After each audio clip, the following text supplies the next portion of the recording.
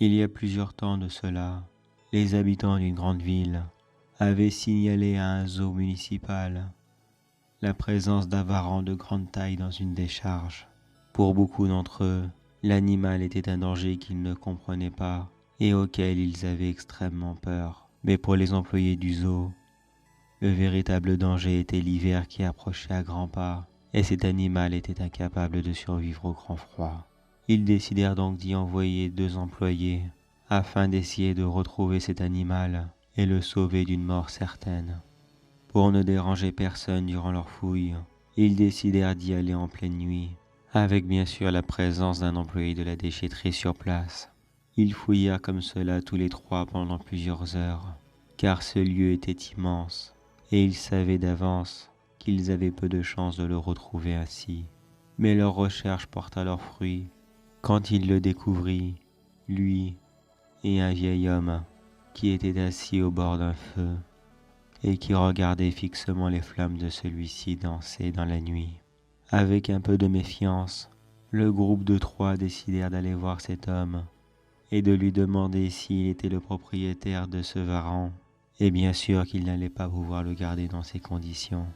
L'homme leur dit alors, « S'il vous plaît, ce pauvre animal est comme moi, il a été abandonné par ceux qui l'aimaient, sous prétexte qu'il était devenu trop gênant. Alors que le pauvre n'a jamais rien demandé à personne, toutes les misères du monde lui sont tombées dessus. Le seul crime qu'il ait commis a été d'être le témoin et la victime de la méchanceté gratuite que l'homme peut faire.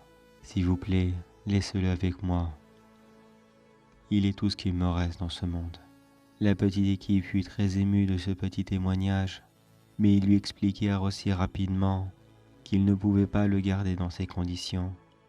Un tel animal avait des besoins spécifiques, et jamais il n'aurait pu tenir dans cet endroit. Et c'est à contre-cœur que le vieil homme accepta finalement de leur donner. Mais juste avant, il resta un petit moment avec son animal, et lui chuchota « Merci encore d'être resté avec moi si longtemps. Tu es certainement la seule personne sur Terre qui m'ait encore donné un minimum d'attention. » Le petit groupe récupéra le varan et le ramenèrent au zoo. Le lendemain, les employés du zoo appelèrent plusieurs services publics afin d'aider ce vieil homme à sortir de la rue. Mais quand ils arrivèrent sur place 3 jours plus tard, le vieil homme s'était déjà donné la mort.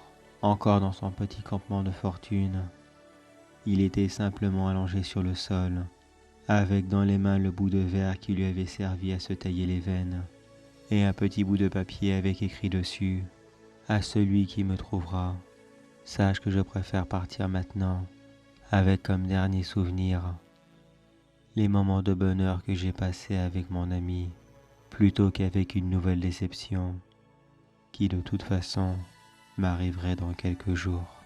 Je remercie donc mon ami pour m'avoir fait goûter au bonheur au moins une dernière fois avant de quitter ce monde. »